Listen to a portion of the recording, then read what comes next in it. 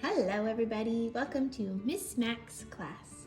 I'm an educator and artist, and on this channel I share with you some of my favorite toys, gifts, and activities, and why I love them. Today we're talking about a classic, Play-Doh. Let's get started. I do want to say, before I dive into the reasons why I love Play-Doh, that I'm not sponsored by Play-Doh. Playdoh, if you're watching this and you would like to sponsor me, please get in contact. But I just genuinely love Play-Doh, and so I want to share that with you. Okay, reason number one. I love Play-Doh for the awesome development of fine motor skills. So you just saw me rolling out the Play-Doh. Earlier you saw me squishing. Look at the muscles in my hand. You can see the muscles in my hand squishing and squeezing, and a lot of those muscles are the ones that you're going to use when you're writing or when you're cutting with scissors. So it really helps develop those muscles for littles as they start to become an age where they are going to be writing and cutting and doing all those things. Also, you can practice. You know, if you have some of these little scissors, the kids can practice actually cutting Play-Doh in a really safe way. Number two, there are so many uses for Play-Doh to explore math and science. So one strand of math is, I've got patterning here, and I did use some little cookie cutters, but you would not have to do that. 2D shapes and 3D solids. As you can see, I've made some little spheres. I've made a cube. It's a very hands-on way for kids to experience those solids. They're physically making them, which helps lead to a better understanding of what they are. Also, measurement is something you can easily bring into your use of Play-Doh. You can measure the shapes that you've made. You can, I'm gonna mix this all up here. You know, you could make some snakes. We called them snakes. What did you guys call them? Leave it in the comments below. Snakes or squiggly lines. You could roll something out and have the kids measure them. You could also do weight and scales. So you could have children create little pieces and see which is heavier and which is lighter. Counting is another great thing you can do with Play-Doh. So maybe I'm making some spheres again. And obviously this is going to be for very little kids when they're talking about number sense and numeracy. You know, count the Play-Doh blobs. 1, 2, 3. Squish them as you count them, even more fun. 1, 2, and 3. And finally, it's really great for organizing as well. So if you offered the child these spheres are so quick to make, so that's why I'm making so many spheres. If you offered the child spheres and you offered them squiggly lines, you kind of put them all in a pile together, and you say, okay, can you organize these Play-Doh shapes into 2 groups? And they can physically organize and group the little shapes of Play-Doh. Number 3, believe it or not, Play-Doh is great for literacy. One fun thing you can do is if you have letter stamps, you can stamp them right into the Play-Doh to create words. It's just something a little bit different that the kids can kind of have a novel experience doing. Another fun thing that you can do is make these little snakes, and then you can make your letters. Make an S for snake right out of the Play-Doh.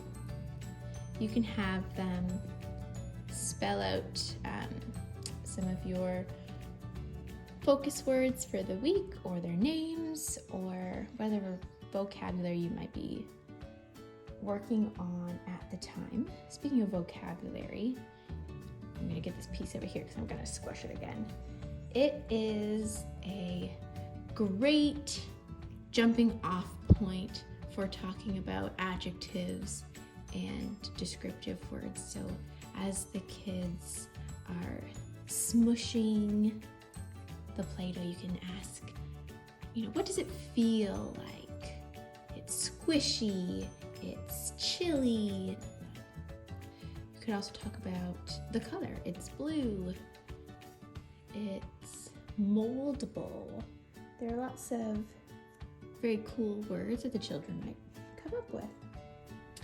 Another way to get the kids interacting with letters is you can have laminated letters or words. Again, it could be their name, and have the kids either fill in the whole letter. They can slide the Play-Doh or squish it.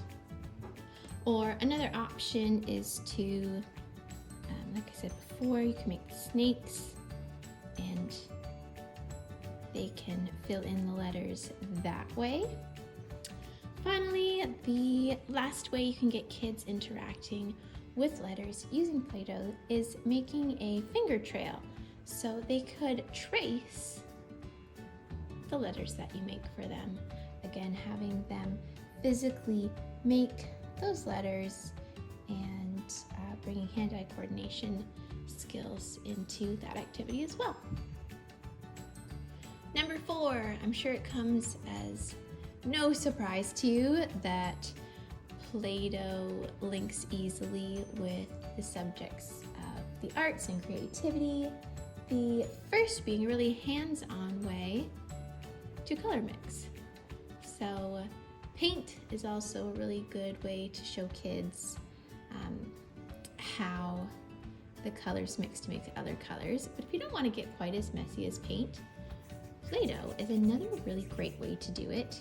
It's very hands-on, so kids that are very tactile, this will be great for them. You can see it mixes really well, which if you've ever given kids a number of colors, you know that the Play-Doh always ends up brown. But there you go. So a really easy way to show the color wheel, color mixing, and those kinds of fun things. It's also really great for pretend play, and I've made a little cookie here. I know my child specifically loves to have a Play-Doh bake shop and share all the goodies. You can get some fun things like pizza cutters that they can experiment with as well. Oh, and I cut it in half. Look at that. Math is swinging back in. Cross-curricular. There you go. Actually, speaking of cross-curricular, I'm gonna squish this all up again. A great cross-curricular activity you can do. It's quite creative, and it also lends a hand to math and science, is you can use the little Play-Doh balls as vertices for toothpicks. You can create buildings.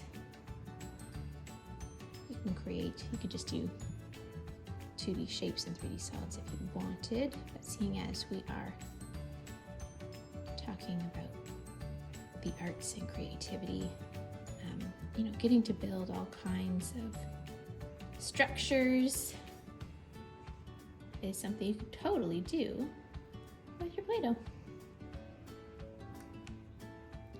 Category number 5 is social studies and social emotional wellness.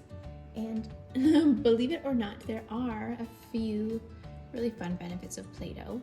One being that if you're in a group, you've got your Play-Doh out, you've got different colors, I've got fun toys over here, and inevitably the children are going to want the same toys. So it's a great way to practice sharing and taking your turn with the tools and colors and that sort of thing. It's also obviously got a very sensory component to it, and being able to manipulate and control the Play-Doh, just the physical sensation of it, it's all very therapeutic, which can be very beneficial within your home or your classroom. Number 6. So what if you have older kids at home or in your classroom, but Play-Doh's fun, you still want to use it?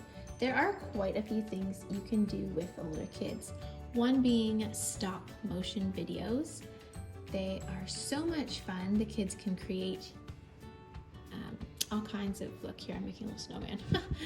They can create all kinds of characters and situations and make their own videos. Another great language tool is a descriptive language directions activity. So it's best in teams actually, but a child would write out all the things you need to do to, I'm going to say, make this flower shape. So you can't just say cut the Play-Doh with the flower shape. Your Play-Doh might start like a ball. If somebody was just to simply cut it with the flower shape, you'd get stuck, no bueno. So they'd have to start right at the beginning, squish the Play-Doh to make it soft, put the Play-Doh on the table, roll the Play-Doh out with the roller, moving your hands back and forth. Choose the cookie cutter you'd like to use. Press firmly into the Play-Doh. You get the idea, I don't think I need to keep going. But then the other person in the team would have to go through those steps and see if they really would be missing something, and how being descriptive and specific when writing directions is so important. Another great thing you can do for older kids is fractions, and actually you saw it a little bit when I had the cookie, and I cut the cookie in half. But you can have your cookie cutter, and okay, you're going to make halves. Please show me halves. Please show me quarters. What would happen if I cut my circle of Play-Doh that's actually a bad example, 4 times? I'll make it an easier number to go back and forth with. How many pieces would I have? So they can kind of discover that on their own. 1, 2, 3, and 4. Great, so I've got 1, 2, 3, 4, 5, 6, 7, 8. They'll discover this is cut into 8ths. As a science topic for older kids, you could talk about fossils. This is Dominic the dinosaur, and he can leave some footprints in the Play-Doh, and talk about how different things are fossilized, etc. You could use shells to do the same thing as well. So right, thanks. The final activity I'm going to present to you is, and it takes a little bit of research. I want you to look up the author Barbara Reed. She makes all kinds of wonderful illustrations for her books with, I think she actually used plasticine, but Play-Doh would work just as well. Unfortunately, we have moved and are planning another move, so I don't have any of my books out, but you could make some really wonderful scenes, and I actually think there are videos on YouTube of Barbara Reed herself making some of the scenes from her book, and she kind of guides you through how to do that. So having the students in your class or your kids at home write a book or a little poem or whatever, you can actually have them illustrated as well with Play-Doh. So that is a kind of novel and exciting thing. Cross-curricular again. Thanks for watching. Tune in next time to see another great toy, activity, or gift. And please push the like button so that I can keep making these videos for you. Have a great day. Also, don't forget to comment below with what you'd like to see next.